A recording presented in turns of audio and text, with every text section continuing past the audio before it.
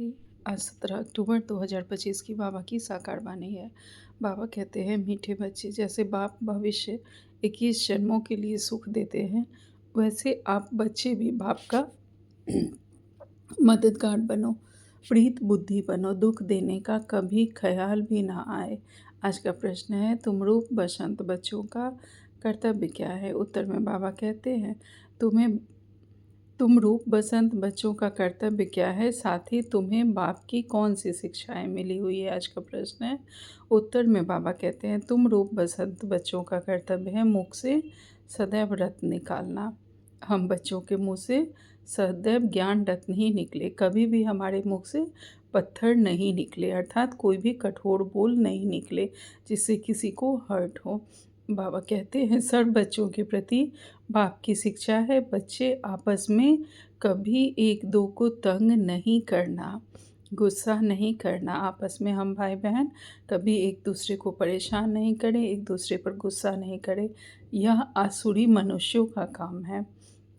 दूसरी पॉइंट में बाबा कहते हैं, मनसा में भी किसी को दुख देने का ख्याल ना आए।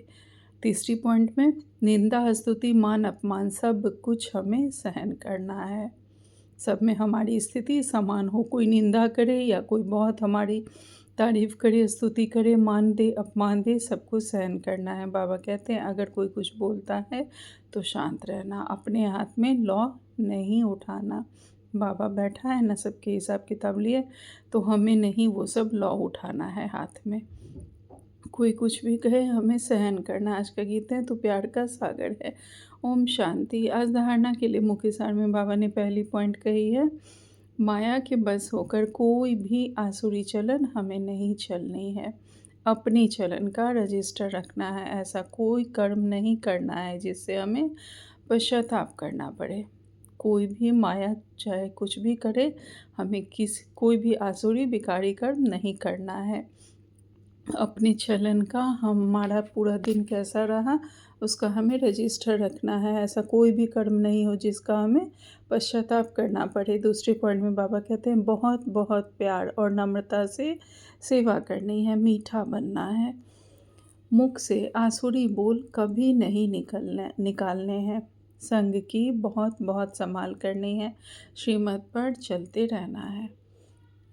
आज बाबा ने हमें वरदान दिया है, संगठित रूप में एक रस स्थिति के अभ्यास द्वारा विजय का नगाड़ा बजाने वाले एवर रेडी वर्ब। विस्तार में बाबा कहते हैं, विश्व में विजय का नगाड़ा तब बजेगा जब सभी के सब संकल्प एक संकल्प में समा जाएंगे। संगठित रूप में जब एक सेकंड में सभी एक रस स्थिति में स्थित हो जाएं, तब कहेंगे एवर रेडी। एक सेकंड में एक मत, एक रस स्थिति और एक संकल्प में स्थित होने की निशानी उंगली दिखाई है, जिस उंगली से कलयुगी पत्थर उठ जाता। इसलिए संगठित रूप में एक रस स्थिति बनाने का अभ्यास करो, तभी विश्व के अंदर शक्ति सेना का नाम बाला होगा।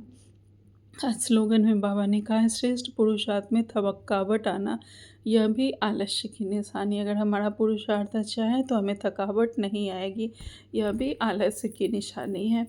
आज का व्यक्ति सारे हैं, आप अपनी आत्मिक दृष्टि से अपने संकल्पों को सिद्ध कर सकते हो।